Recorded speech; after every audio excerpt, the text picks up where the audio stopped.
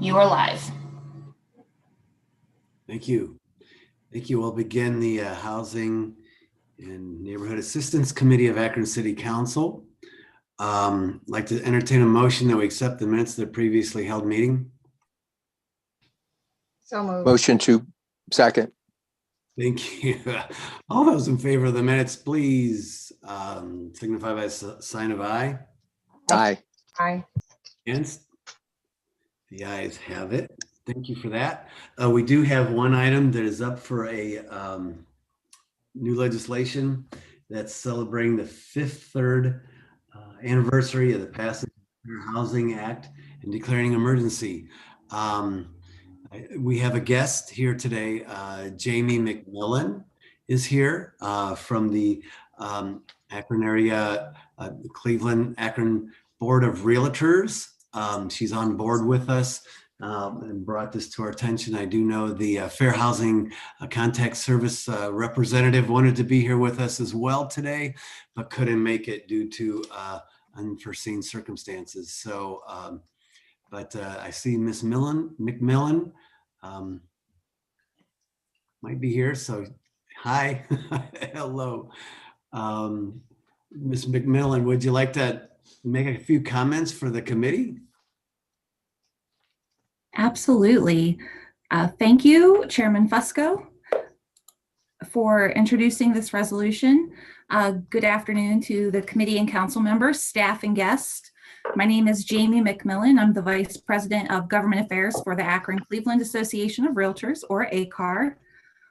Our office is located at 9100 South Hills Boulevard, Suite 150 in Broadview Heights, Ohio. However, we cover Cuyahoga, Summit, and Portage counties.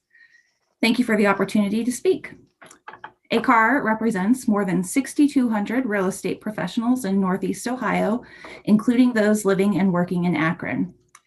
I'm here today in support of recognizing April as Fair Housing Month in the city of Akron. Fair housing is more than a list of do's and don'ts, rights and penalties, and mandatory continuing education. As stewards of the right to own, use, and transfer private property, fair housing protects our livelihood and business as realtors and depends on a free, open market that embraces equal opportunity. We subscribe to the policy of fair housing and are committed to the proposition that it is illegal to discriminate in the sale or rental of housing on the basis of race, color, religion, sex, familial status, ancestry, military status, disability, or national origin.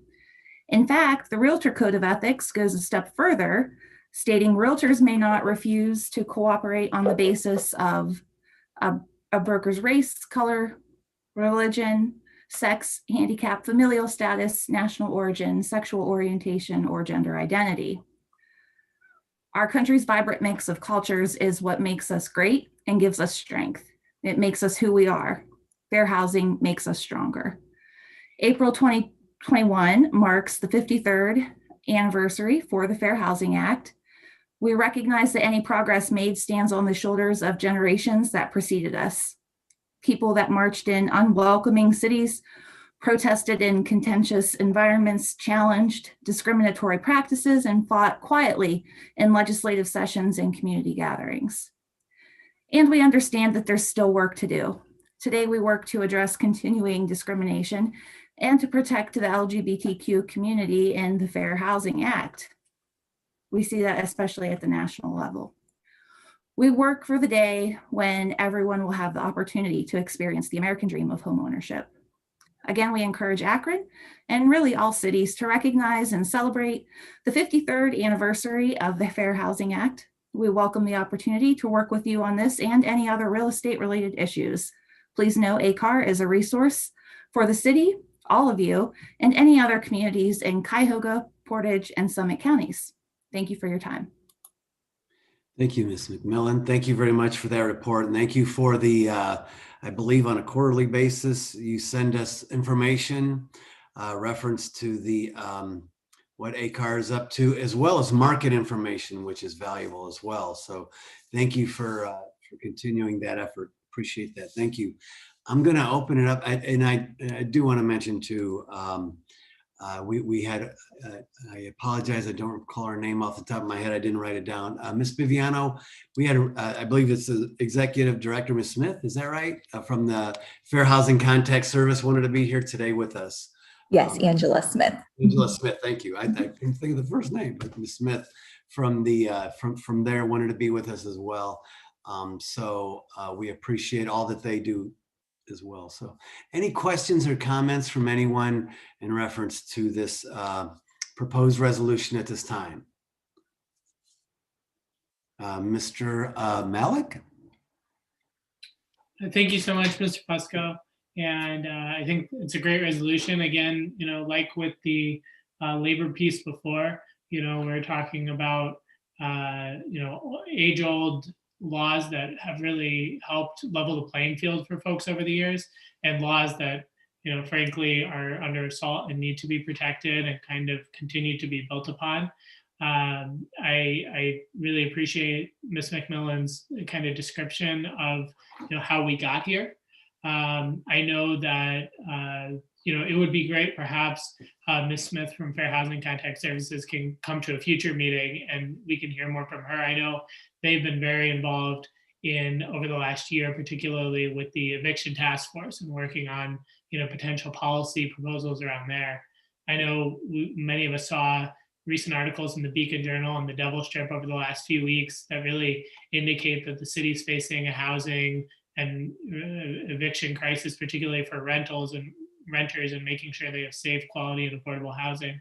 So I really hope that, maybe we can have Ms. Smith on a meeting in the next few weeks and kind of start talking about some of those provisions that we're seeing in other cities, and also look at with this American Rescue Plan, whether that provides a method of further supplementing what we need to do to revitalize some of our existing neighborhoods. We've begun to see some success with regard to developments of new housing, but I think that's one piece that we really obviously all want to work towards, is how do we revitalize some of our existing neighborhoods. Thank you, Mr. Malik. I will tell you that Angela Smith and President Somerville and I have had a few meetings already to reference some of the issues in which we're talking about. Mr. Neal, I see Mr. Neal's hand is up. Mr. Neal. Thank you, Mr. Chair. Thank you, Ms. Mcmillan, for being here. Got just a couple questions. I'm sure you're aware of, with the discussion of structural and institutional racism, and one of the key factors being how housing is a cornerstone to creating generational wealth, how it's been highlighted, the historical practice of redlining. And even today, there's been documentation where folks have, I'm sure you've heard, they walk into a home and it has a Black family's pictures up and it's appraised at one value. They take those pictures down, put in a white family, and the house is appraised hundreds of thousands of dollars more. I frequently, when driving through and I see a house for sale, I pick up the flyers that are in there and see how they're listed. I appreciate the resolution, but is there any, and I know realtors have to take continuing education courses. Is there anything about understanding structural institutional racism and the historical context of housing that realtors go through, so that they don't continue to perpetuate some of the systemic things that have created these disparities? Thank you, Mr. Neal. Ms. Mcmillan? Thank you, Mr. Chair. Mr. Neal, thank you for the question. I can tell you from the Akron-Cleveland Association Realtor standpoint, diversity, equity, and inclusion is a major part of our strategic plan for the next several years. And so we work very closely with the Akron Realtist and also the Cleveland Realtist and a number of other diversity-related organizations to ensure that we're putting on programming and educating our members about that. At the National Association, there is a major push. We've recognized the institution's role in the past in perpetuating some of those issues such as blockbusting. We're talking decades and decades ago, but you're correct. There's still certainly a lot of issues that exist. And so what we see at the national level is a really tremendous push to educate our realtors with implicit bias training in a few different manners, to where they're immersing themselves into pretty substantial training programs to recognize their own biases that may be existing. And then, of course, we're also working, with our professionals in the appraisal industry and also our fellow lenders to, address the issues that we're seeing through these reports that are very, very much needed, and doing what we can to make sure that our members are educated to make sure that these practices do not continue. Thank you, Ms. McMillan. Thank you, Mr. Chair. Neal, anything else? No, sir. Thank you. Thank you, Ms. Mcmillan. Thank you, Mr. Neal. Thank you, Ms. McMillan. Any further questions or comments? This is obviously something I believe we should pass this evening. Obviously, this evening would entertain a motion if someone would like to bring it forward for a mayor and council as a whole, of course. However, though, for this, for purposes of getting this to the floor tonight, I would like to entertain a motion that we suspend the rules with a favorable report. Motion to suspend the rules with a favorable report. Second. Thank you. All those in favor signify by saying aye. Aye. Against? Very good. The ayes have it. Thank you, Ms. McMillan, for joining us here today. We certainly appreciate bringing this forward as well. Ms. McMillan helped with regards to this particular resolution, as well as Ms. Smith. So thank you both. Thank you very much. Thanks. With short of anything else, we are adjourned. Thank you very much. Okay, Ms. Viviano, I'll ask, is there any other meetings going on after this? There is. We have our last committee meeting of the day at 3:30, and that'll be the special committee, Reimagining Public Safety. So we have just a few minutes and we'll get started. Thanks, everyone. Thank you, Sarah. And Sarah, just let when we have Major Capers and Mr. Kozar online with us. Will do. Thank you.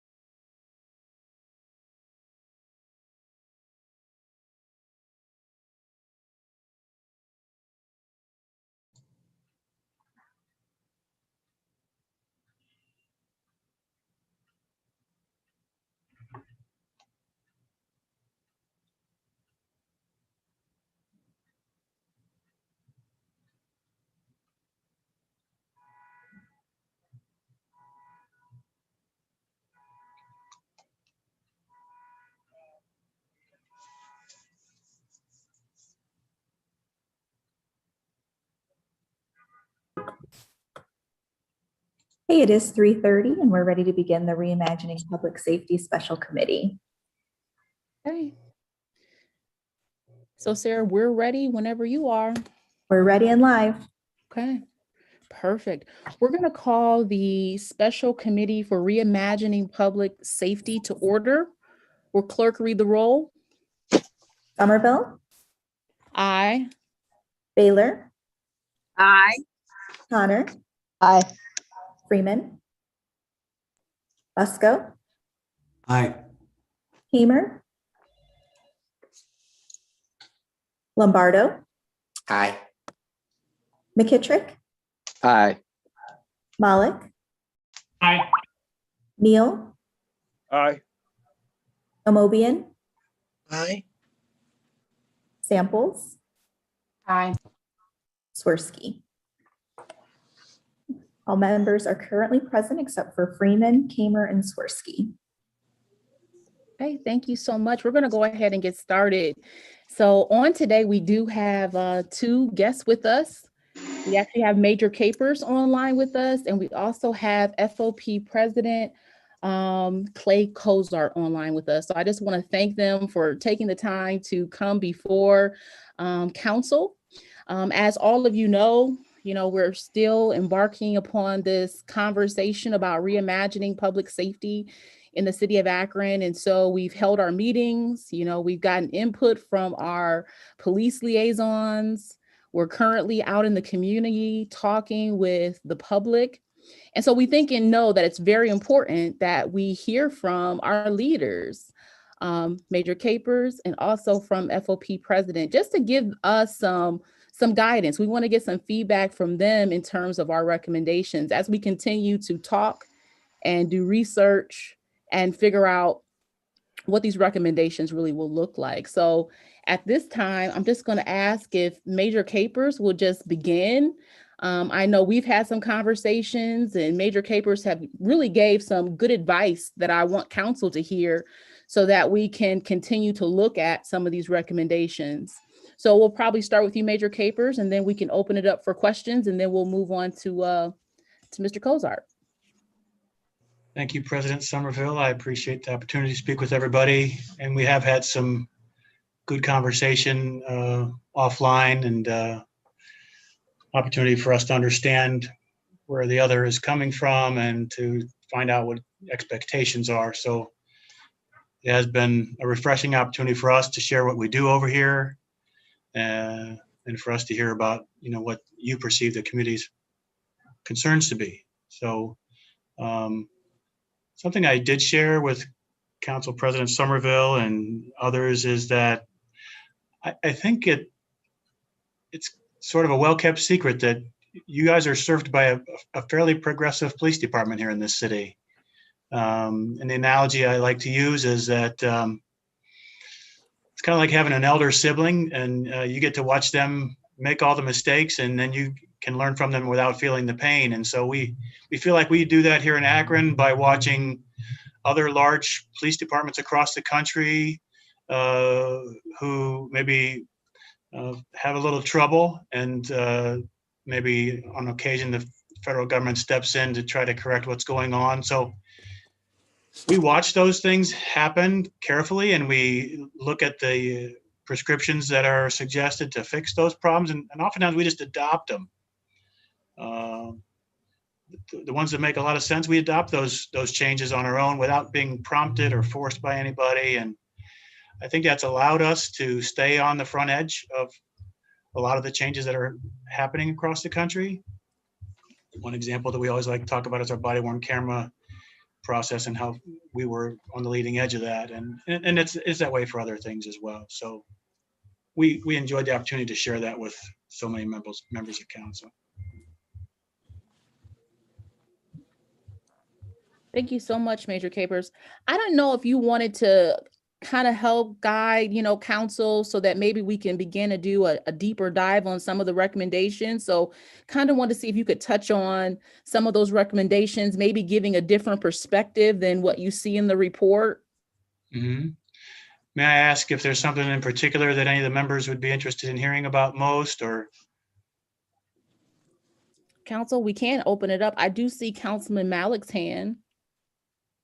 Thank you very much, Madam President. And thank you, Major Capers, for being here. Thank you, Mr. Cozart, for being here.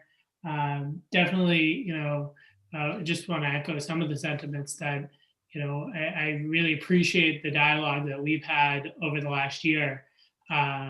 especially with Reimagining Public Safety, the liaisons provided an awful lot of information about how the department works. And on a lot of those things, whether it's body worn cameras or CIT training or some of the accountability programs that we have software wise, we are at the cutting edge.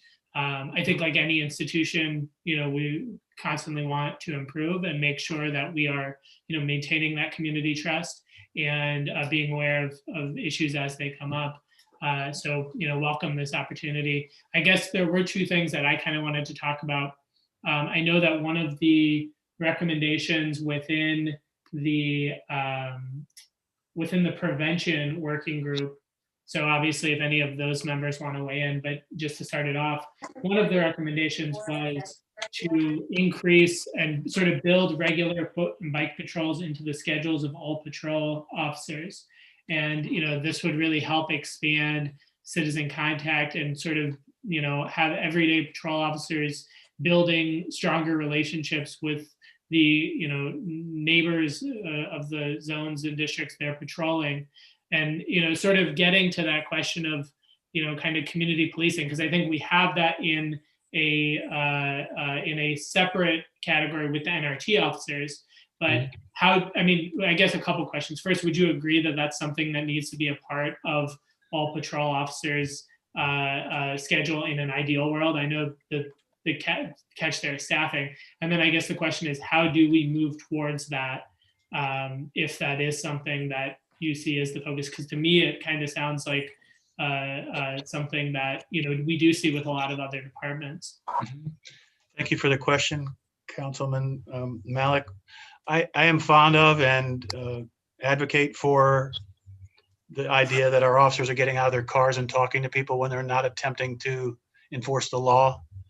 I think it's good for people to see us as human beings that happen to be wearing a blue uniform, and for us to see them when they're not in crisis. So I just give you a little story about that. There was a call for service in East Akron where a gentleman walked to his sister's house to visit her, and she wasn't home when he knocked on the door. So he sat down on the front porch to wait, and he had a heart attack and died.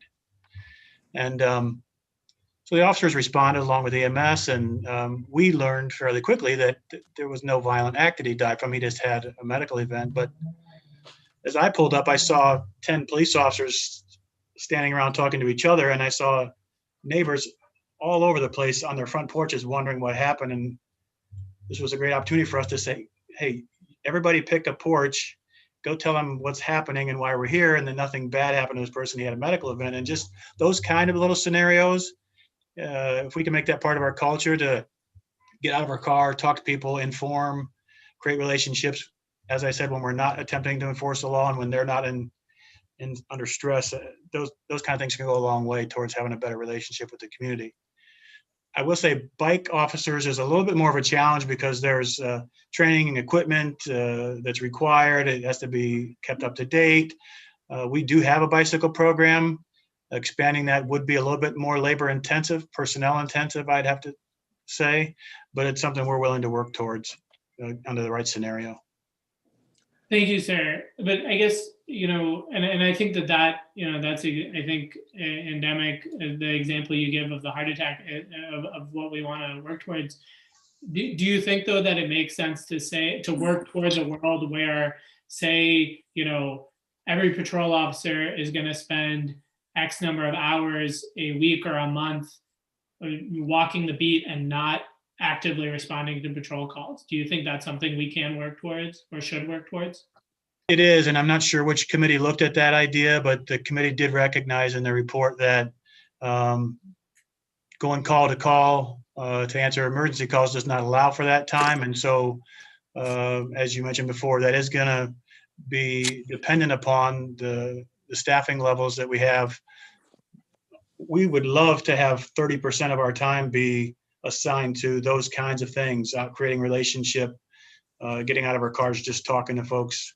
So that's something we can both work towards, council and the police department, towards getting those staffing levels that would allow us to do that. Our NRT program has provided us that group of people who's not dependent on answering those calls for service all the time. And that's part of the reason why we created that group, so somebody would be able to be doing it, even if we are pretty backed up on calls for service on a regular basis throughout the rest of the department. Thank you, sir. Just one more follow-up on that. And I totally agree with you. I mean, I can't say enough about how much benefit I get as a council person from the NRTs, and to be able to just call up, in my area, it's Officer Brown, and just say, hey, I got this question about dirt bikes, that just happened over the weekend. And, we were able to kind of work through an issue, and it's so helpful. And I would love to see if we can get to a place where really all officers can participate in that part of the time. I guess part of that, and I know that staffing is obviously a concern all the time. This relates to, I think, one of the other things that we talked about in the calls or in the meetings, which was, the issue here is the huge call volume. And so are there ways in which we can, whether one way of doing this is hiring more people, another way is trying to reduce the call volume. And, one of the things we're seeing in other cities is, programs where some low risk calls are being redirected to either non-police community responders like social workers, or ways in which you are going toward maybe piloting like a co-responder model. I know that there was a lot of not controversy, but there's obviously there's a balance, and there are positives and negatives. You want to make sure that you're not sending someone out to a dangerous situation. You want to make sure that we're keeping people safe, and obviously you don't necessarily know whether a call can turn violent or can be a lot different from what's reported. At the same time, we have seen, I think I've done a little bit of research, and in cities like Denver and other places where they're piloting some of these programs, that, they are able to identify some handful of calls that are appropriately low risk, and you don't see folks getting hurt who are responding, who might be social workers or what have you. And we obviously have great, mental health partners that APD works with now. So I guess that's a long wind up to a short question, which is, are there certain types of calls that you would be willing to do some kind of pilot program for, either a non-police response or a co-responder model? We're open to continuing that conversation. There are certain calls that, to be honest with you, probably are better served by other folks. However, we don't often know that until after we've arrived and determined that the scene is safe. And so if I personally were a social worker or something, I would have hesitancy about being the first person there. So, some kind of a hybrid about what you're suggesting might be appropriate, but I think we need to have a lot more conversation about that before we adopt something. And without having those conversations, I'd be hesitant about, saying this kind of call or that kind of call. It's all dependent on making sure people are safe, so that those conversations can happen from those other areas of expertise. Yeah, so I'd love to continue having that discussion about potentially a pilot. I agree with you that the devil's in the details. And I think, particularly, I know we heard from one community in Kentucky where, a police officer and, a social worker will go out. And if the police officer thinks the situation is clear, then maybe they'll go and let, the follow-up be with this, other responder. So anyways, that's kind of what I have. I think Councilwoman Amobian, I think, had her hand raised, so I'll turn it over to her. Thank you, Shamus, so much. Councilwoman Amobian?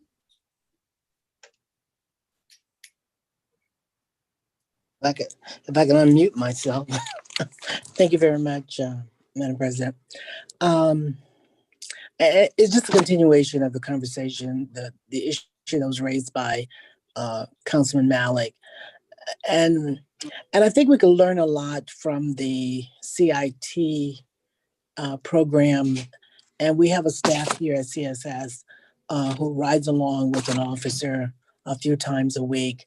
And I think we can learn a lot from them in terms of perhaps there may be some calls that may be better served by, and it could be a partnership, worker going out with officer when things appear to be fine, then maybe the social worker or the counselor or whomever could handle the situation and carry it from there.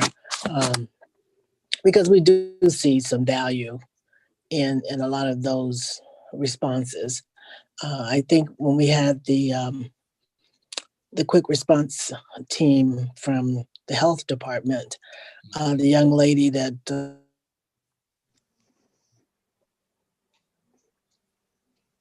Councilwoman Amobian, your did a job sound, I as well. believe, your sound cut off Yeah. just for a second there. I'm sorry, can you hear me now? Yeah, we just lost you for about 10 seconds there. Oh, well, you probably lost the most important thing I had to say. Anyway, I was just saying that the lady from the quick response team from the health department, she just seems perfect for this kind of work. Someone who is a person with lived experiences who would go out, and she said the officer and she would take turns going first and that kind of thing, depending on the situation. So it is something that we have to learn from, but I certainly can see us utilizing these kind of resources more. Particularly making sure that all of our officers are trained in the CIT principles and precepts, because, and I think most of them are, but we need to make sure that if not 100%, they're close to 100% are trained. And our agency has volunteered, and the Adam Board has volunteered to provide that training, which they do once a year, twice a year now. They'll be willing to do it as frequently as needed to ensure that the officers are well trained in those areas. But no, I see these programs as being very beneficial, not only to the officers, but to the community in general, because you might be able to mobilize some of these folks when needed, when you don't have an officer available. Mm-hmm. But again, I know that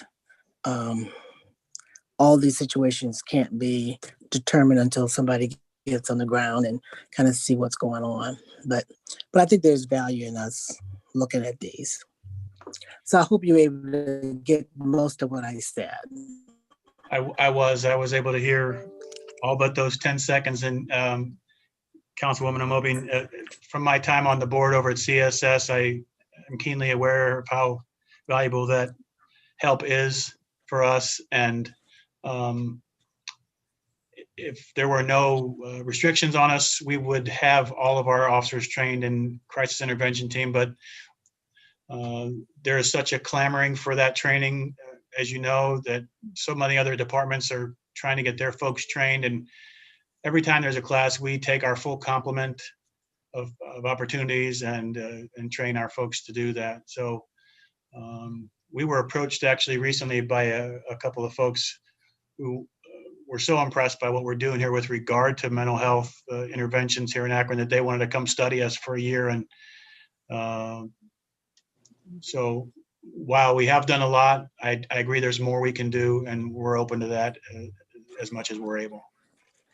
And the agency and the Adam Board are interested in offering the classes more frequently. Because I know they're kind of limited now, but they said that they'll be on board to do it more often if it means training more officers and getting them prepared. Super. Thank you, Councilwoman Amobian. Councilman Fusco? Yeah, thank you to our guest.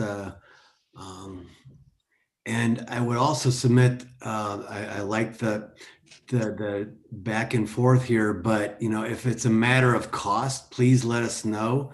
Ms. Amobian, thank you for bringing that forward in terms of the availability piece. And if there is a cost component to that, I know we would be more than happy to work with the department on that. Thanks. Thank you for that. Thank you so much, Councilman Fusco. Do we have any other questions for Major Capers at this time? If not, this might be a Councilman Neal. Thank you, Madam Chair. Major, thanks for coming to present. Just wanted to follow up on some of the questions. I know you and I had talked in regards to looking at those calls.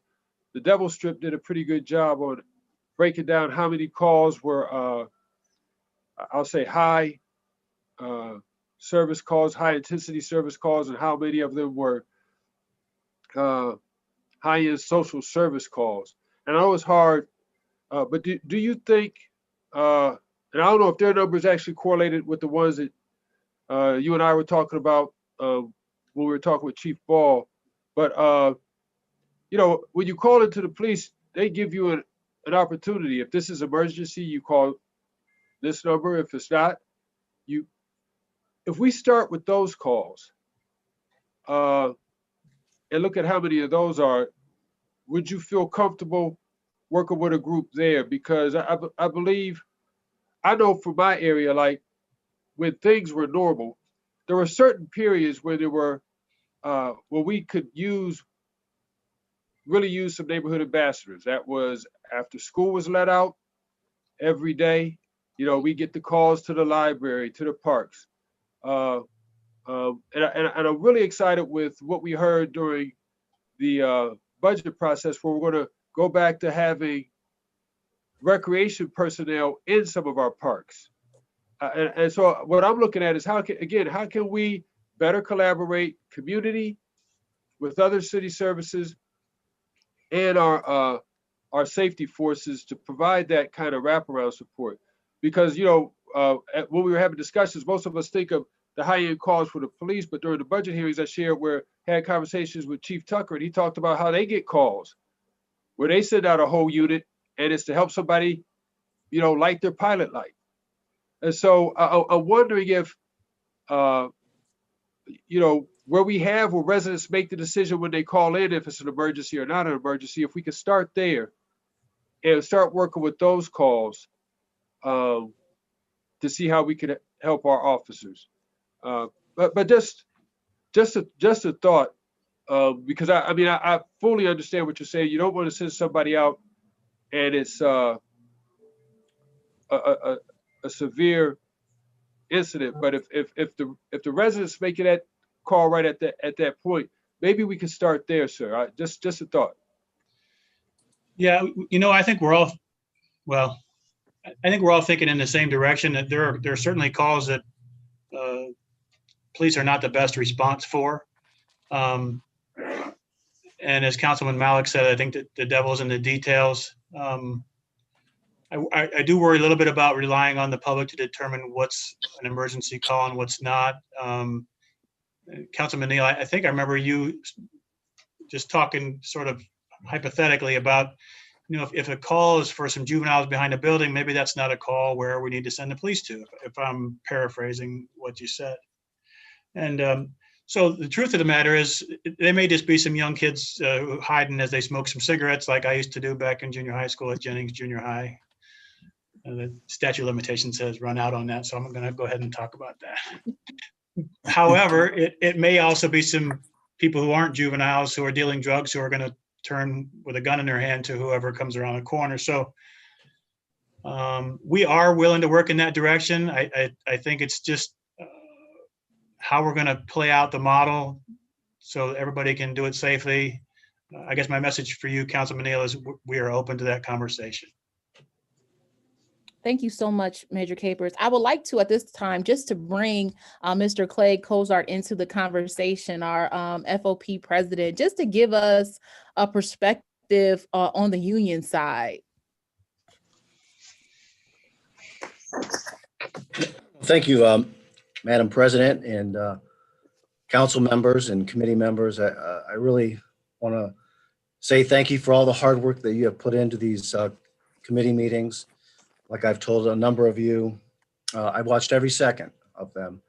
And I was quite pleased at all of the communication that was going on in those meetings and how both sides were learning from each other. And I think if we continue to do that, then we can certainly work together and come up with some solutions and make us a better city and a better police department. I'm going to chime in real quick on what we were all talking about there as far as non-emergency calls. And one of the recommendations is to have good contacts with everyday people by being on a bike or walking the district. So let's just take the scenario that the major was talking about. You have a group of teens behind a building and we get a call. Certainly if we get there and there's some criminal activity, we're going to act. But if it's just a bunch of kids, hanging out, having fun, then that is our opportunity to make that citizen contact and to show those juveniles, hey, we're human too. We got a call, but we see everything's okay.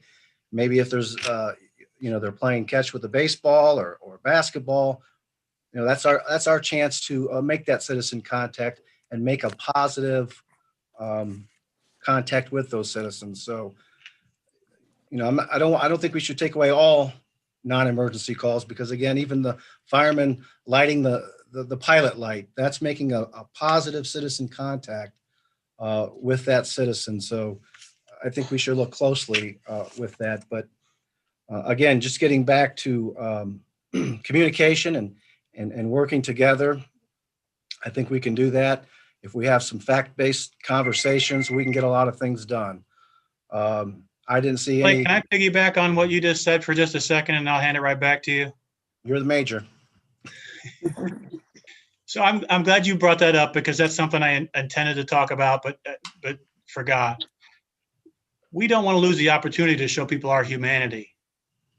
And if the only time they get to see us is when they're in crisis and when we're in the mode of arrest and fight and flight, then we don't ever get that chance. And so that's one thing I worry about with this conversation, because so many times when we get to a place, we go through that evaluation, as the council, the union president just talked about, and this is a chance for us to show our humanity to these people, to give a young person some counseling, some advice, to take a mom to the grocery store because it's just like all she needs is a ride to the store. And so I do worry about that the only time they're gonna see us if we take away these opportunities is when we're doing enforcement. So that's another piece that I think is important to think about. And I'll hand it back to you. Thanks. Absolutely. So again, this is the kind of conversation that we need to have so that we can think these things out going forward. And, the union has always been willing to speak to any person that wants to call me. I've talked to a number of you on the phone, emails, text messages, and we've had some very good conversations. And I think that's where it starts. Some of these recommendations are going to take more investment in the police department, more officers. We're hiring 15 this year. We'll probably exceed that in retirements and resignations this year. So it seems like we're always behind on hiring. We're doing the best we can. City council is doing the best that they can to authorize these academies, but we're always losing to resignation and also retirements. So any help in that regard. And we talk about transparency. I mentioned this the other day. Transparency is a two-way street. Not only we need to look at the police department and see where they can improve, but we also need to let the citizens know what we're doing right. And we rely on city council members to help us do that, because you're meeting with your constituents every month. I used to be a community police officer. I used to go to those meetings every month. I think I had 2 or 3 councilmen in my sector. Mayor Horgan was one when he was a councilman. And I always looked forward to the opportunity to let people know what we were doing right, but also address those complaints that they may have when standing up in a meeting, which is difficult to do as a citizen, to stand up and say those things. So again, it comes back to communication. And so as long as we're all doing that, I think that we can improve where we need to improve, and we can educate those who think we may be doing something wrong. I don't know how many times on those committee meetings where somebody would, raise their hand and say, well, I think we should be doing this. And then the APD representative said, well, we've been doing that for about 5 years now. And so that's good, though. That's good, because we're learning from each other. So anything that the FOP can do, or me as FOP president to help with this, we're going to do that. But again, everything's got to be fact-based, and we can work from there. I tell my members all the time that we have people on council we can trust to work with the police department. And we also need to let them know they can trust us. And I get very good response from that. And, we're going to have disagreements. We are going to have disagreements, but we cannot take it personal. It's just the nature of what we all do. So with that, I'll stand for questions. I did want to also mention too on one of the recommendations, and I know a lot of this is about oversight. And so since we are being transparent, I just want to mention a couple of facts reference our uses of forces in our complaints. We've really been working hard as a department on this. The majors, the former chief, in 2016, we had 237 uses of force for the year and 116 complaints. In 2020, our uses of force were down to 200 and our complaints were down to 36. So we're improving. Now, that doesn't mean we're going to be less than 36 this year. We probably will be more, maybe not. But it does show that we are working towards improving as a police department. And we will continue to do that.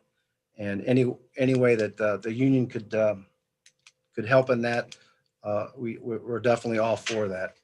And the last thing I'd like to say, somebody already mentioned it, is training. We need more training. You can never have enough training. The union has always asked for more training. We've had people denied training. We've had people who have paid for their own training because it was denied. And I don't know if that's a money thing or if it was some sort of difference of an opinion of whether that officer should have that training.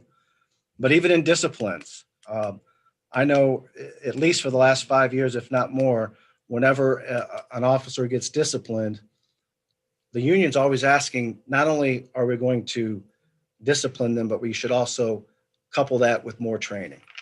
If somebody's having a problem with difficult people on traffic stops and they're having a difficult time dealing with that, then there's actually an OPATA course that they can take to help them with those difficult situations. And then if they don't respond to the training and they don't respond to the discipline, then again, that's where the progressive discipline comes in. But I think training is very important.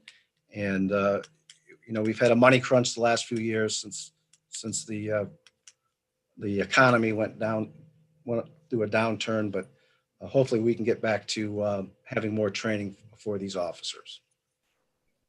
Thank you so much, Mr. Kozart. That was really good insight. I'm going to open the floor. I do see Councilman Malik's hand. Thank you, Madam President, and thank you very much, Mr. Kozart. You have been, a resource for me, in our conversations over the last year, and I really do appreciate it. And I agree with much of what you said, particularly that this is a two-way street in terms of communication, right? I think that's one of the best parts of these public safety meetings, was trying to help tell a little bit of the story of what officers are doing on a daily basis. And I think hopefully that's something that council can do more of in terms of telling the story to our residents. That's hopefully something the police auditor's office can help with as well. The community relations office, I know, has some additional staff coming in as well. And then, residents can provide feedback, and some of that feedback is going to be positive. Some of that feedback is going to be negative. Hopefully it's all taken as constructive. But I think that this dialogue we're having now, the dialogue that we want to have going forward, I think is part of that. And so I really do appreciate it. I think one of the things we also want to look at is hearing from officers, right? Hearing from people who are on the street, and getting their perspectives and seeing what they need, whether it's peer support, whether it's, additional training, as you said. I think maybe that's something that we can do with the union's help, is have some of those conversations. We want to make sure things are confidential. We want to make sure folks feel, like they're able to talk. But I think that's one thing I'd like to move forward in. Just one last point, because it wouldn't be a conversation with the two of us unless I disagreed about something. I want to just be very clear in how I in the question that I put to major capers. I just want to be clear that I don't at all see taking away some calls like non-emergency calls as something to do for its own sake. I think the only reason that you would do that is if you're specifically able to then put that time towards things like foot patrols and other forms of community policing, so that, because I 1000% agree with you that we need to have those moments where residents are seeing officers' humanity and officers are seeing residents' humanity. And so I think you only are taking away those calls if you're specifically putting that time into initiatives that are going to increase those types of citizen interaction. So I just want to be absolutely clear that I see those two things at linked, and I don't want us to be taking away those opportunities to have that real person-to-person contact. And I think it can support itself. There's definitely areas that you can look at. I mean, we respond to a lot of dog calls. I don't know where we're at as far as dog warden is concerned around here, but the police respond to a lot of dog calls.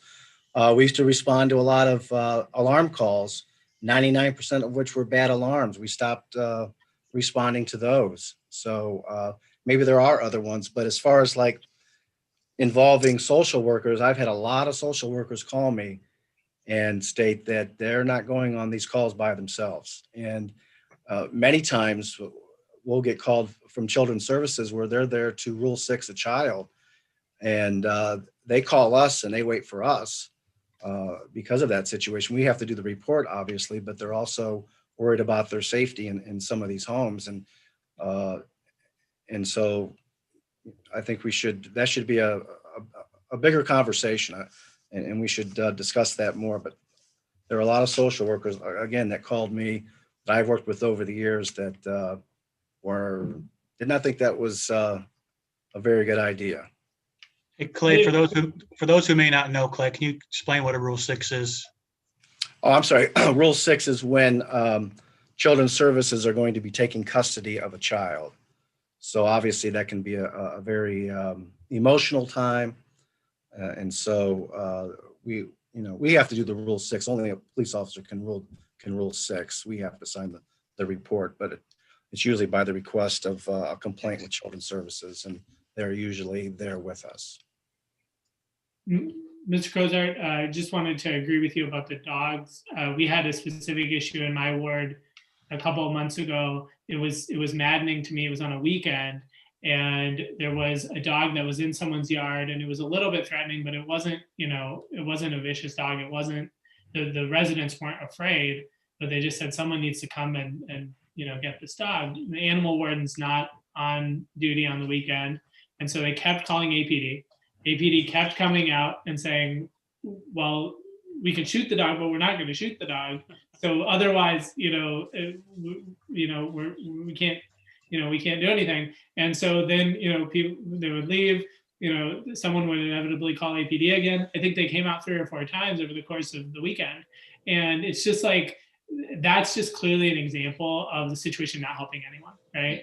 And so I definitely think there are instances that we can find like that. But I agree with you that sensitive things like, dealing with children, dealing with highly emotional family things, we want to be giving that the utmost care, and we want to be incredibly safe. Well, we have a lot of dog lovers on the department, but I don't know very many that would object to us not having to go to the same dog call 3 or 4 times a night. Thank you. Councilman Neal? Thank you, Madam Chair. I just wanted to give some real life examples. I don't know where Officer Dugan is now, what his title is now, but man, this is going back to when I know we had these conversations with Chief Nice was here and with Chief Ball and Major Capers.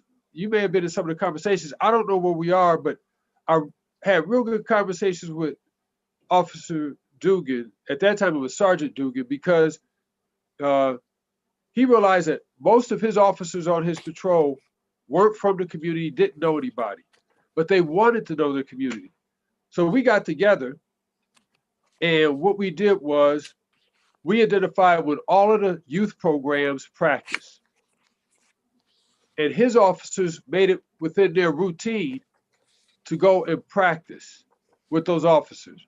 They went with the inner city soccer team and practiced with them. They met with the football team, the wrestling team. But without the thing that we were working on, most of these officers were coming out of their pocket to bring pizza to the thing, or to buy donuts when they met with the seniors. That needs to be in their budget. They need to have, I agree with you, they need to engage the community, but not at a high-end service call. They need to have community service hours where they're not at a call and then they got to jump and get in the car and run away, where they can schedule to go work out with the football players, or play basketball at the school, or go to a senior meeting. We need to put that in their budget, and they need to have a budget where they could go out and buy, engage. Because you're right, that's building relationships. But to have it where, hey, everybody knows about the dog issue, and we got legislation, I'm going to warn you, we got legislation coming back in that the citizens have had input on. That is a very expensive call. Very expensive. Would it be appropriate? Would it be appropriate if I said amen, hallelujah, and pass the plate? Hey, there you go, sir. but yeah, I just want to say, I want to give Mayor Promoter, Officer Dugan, because I don't know his title now, credit, because we sat down with those officers, and statutes of limitations passed, Majors. We met at the Dunkin' Donuts of Wauhaven. Oh, internal affairs investigation. Here we go. And came up with some. I mean, they went and practiced with the soccer teams. They went and met with the guys and built relationships. And we were talking about even creating a program where to help young people understand officers, where they would go a competition where we have male and female teams go through the training that law enforcement and the firefighters do, as a way of kind of getting to kind of understand what you guys do and build those relationships. They were supposed to compete against each other's school and the officers. And at that time, Captain Ball was talking about there's a mutters competition or something that some of the guys get into. So I'm just saying that, I'm just saying all that to say, I don't know where that sits now, but I'd love to pick that conversation up with you, because I know there was some real energy behind that. But the one thing, I know we're coming up on union negotiations and labor stuff.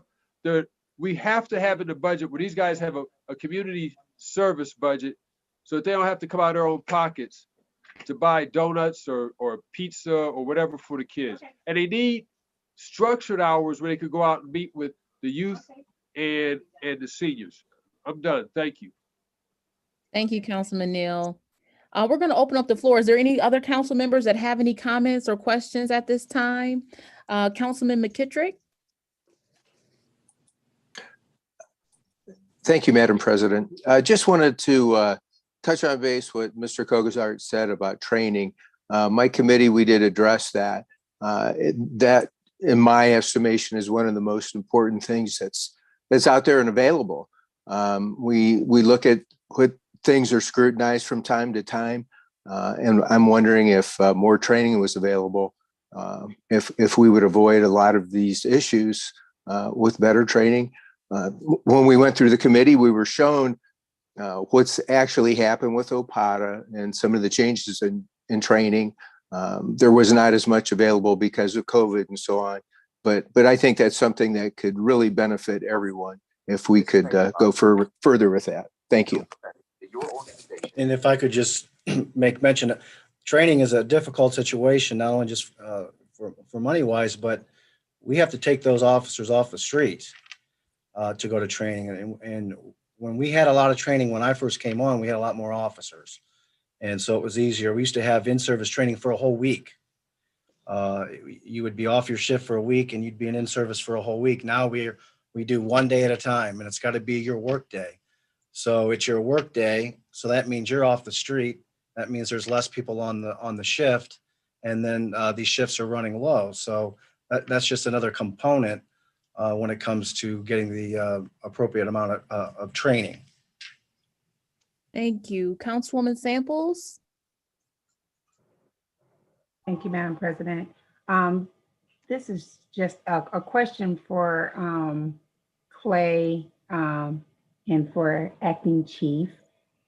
I want to make sure I say that. I saw in your email and it made me smile. Something that I've discussed with Clay extensively is about the lifting of the maximum age requirement, especially as we struggle with bringing people into the department and resignations and so on and so forth. If you could give me your opinions about, I know there was a time when there was no maximum age requirement. How do you think that helps or hurts, pros and cons of lifting the maximum age requirement? Were you directing that to? Either one of you could answer that. Like if I'm 50 and I'm in good shape, can I get on the police department? How do you feel about that? Right. So there are a lot of positives about that. As you have life experience, you've had a chance to see what works and what doesn't work, and maybe you don't have quite as much testosterone coursing through your veins that makes you want to do things a certain way. On the other hand, there are impacts financially on the city and on the pension system because there's a big outlay of time, energy, and resources to bring a person on board, to do the background investigation, to train them, to equip them, to put them through an academy. And if at the other end of that, they're only able to serve us for 5 years, I'm not sure we're getting a good return on our investment. Another piece to consider is the increased likelihood of disability retirement. So yes, there are benefits to bringing people on who have a lot more life experience and they can lend that to us. On the other hand, there are some financial considerations that I think the city, the Steve Frickers of our city and others might have concern about. And I think the turnover rate might increase a little bit too. But as you know, we did increase the hiring age last time, and it was very effective. It helped us to meet some of our diversity goals and to get some other people that we would not otherwise have had. But I think there probably is a point of diminishing return at some age.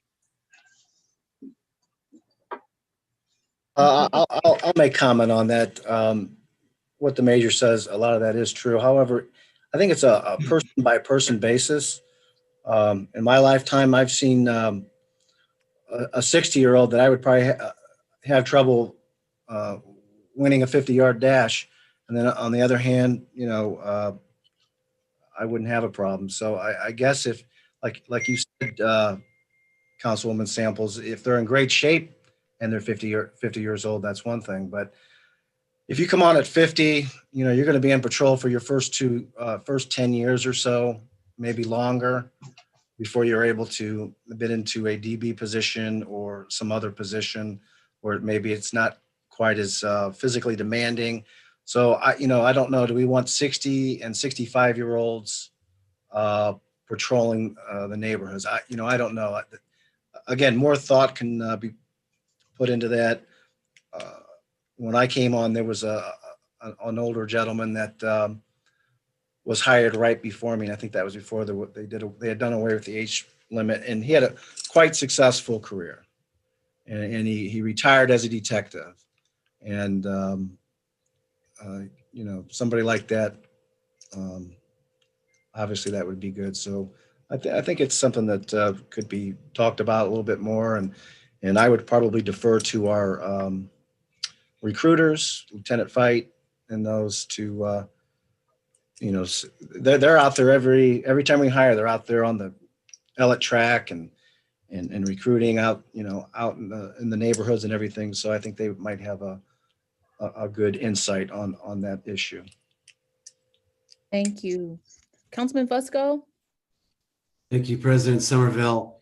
And Major Capers kind of opened with this, and I think Mr. Kozar mentioned it, and a couple of my colleagues here today. But I think one thing that maybe if we really focus our efforts toward it's kind of like a quick win, as we call them. We're all aware, and there is so many more positive stories out there about our police department and what they do for us in the community than there are negative, I think. So many more, so many good things that go on, so many great officers who've really made significant differences in people's lives. How do we get those stories out, I think is one of the things I know we talked about before in one of the committees. I'd heard a lot of detail about that. And I think, that's one thing. Like I said, it may not cost a whole lot of money, but, getting those stories and then getting them out there to the public.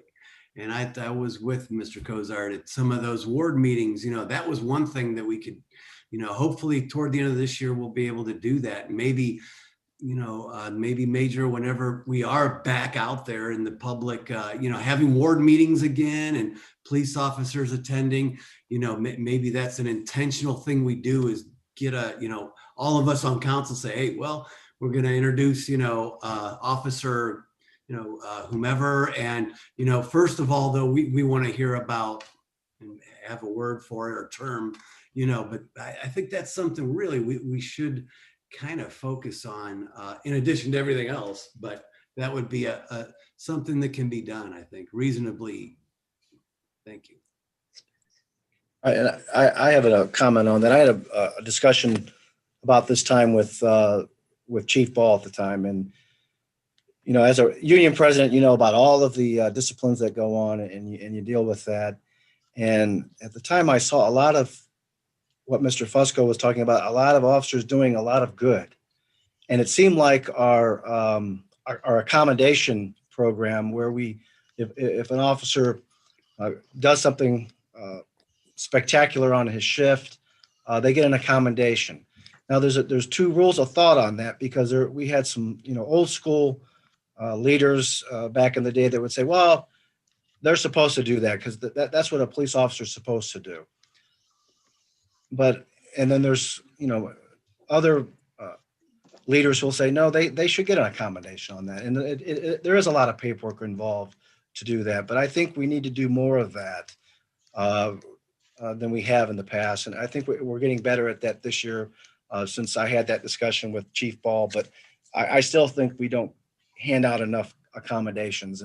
And that really, sometimes an officer is embarrassed about it, but I also think it motivates them to do more good when they're being accommodated for it and recognized for it. And these accommodations, and we do have a secretary that runs our social media, and she does an excellent job. So I think we need to do more of that, and maybe if it's an officer in your ward that was accommodated, invite them to your ward meeting and have them get up in front of your ward members and say, this is what this officer did this month. And we just wanted to bring them here and let you know that there's some good work going on in your ward. I think little things like that make a big difference, I think. Thank you so much. The conversation has been great thus far. I'm going to take one more comment or question. I want to give an opportunity, if there are any other council members who have not had an opportunity to ask a question, give a comment, raise your hand. But if not, we will move on to Councilman Malik. It looks like Councilwoman Baylor has her hand raised, so I'll defer to Thank you. At-large Councilwoman. Okay, I guess that's me.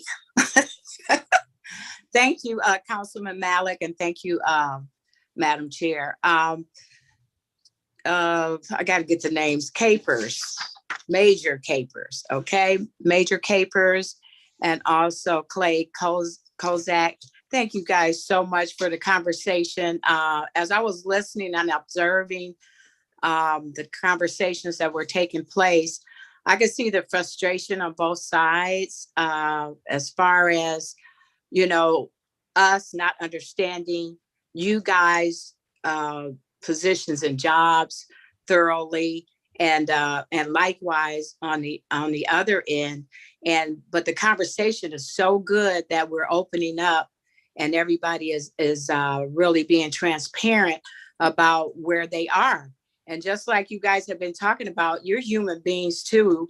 That accommodation thing, like Clay was talking about, it does motivate people. Anybody would like to get an accommodation for doing something good. So we have to look at those type of things, you know, in an officer or a law enforcement person as being human. And sometimes I think that escapes us for various reasons. It could be so many different things, but the fact that we're talking and we're being transparent about our conversations and we're opening up. And, you know, I love the fact that you said things need to be fact-based. I love that. Get the facts. You know, we sometimes have to take the emotion out of it to get where we need it to be in order to move from that place. But thank you guys so much. And thank you, Madam President, for letting me speak for a moment and putting that out there. Like, I'm gonna let somebody else get a chance. So I felt led to do that. But thank you guys. Thank all the council members that have made comments. They're wonderful. And it's just a great conversation. Thank you so much, Councilwoman Baylor. Councilman Mal, do you have something real quick before we adjourn? It's just really quickly, I was just going to ask Major Capers if he could weigh in on I know there was a little bit of discussion earlier about training, and I know particularly in one of the meetings, you know, Captain Beitzel talked about the importance of trying to do, you know, quick roll call trainings and kind of standardizing that effort. But I guess what's your opinion, Major, of the need for more in-service and, you know, of the value of, you know, more roll call trainings? Right. So we have attempted to adapt to the restrictions that are on us with regard to manpower. And part of that adaptation has been doing roll call trainings, fitting 15 minutes of training at the beginning of the shift to just update people on a new law or a procedure or policy.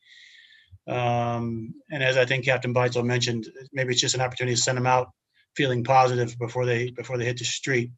Yes, we do need more training, but as Clay Cozart mentioned, often it is a personnel staffing issue that precludes us from allowing that to happen as often as we would like.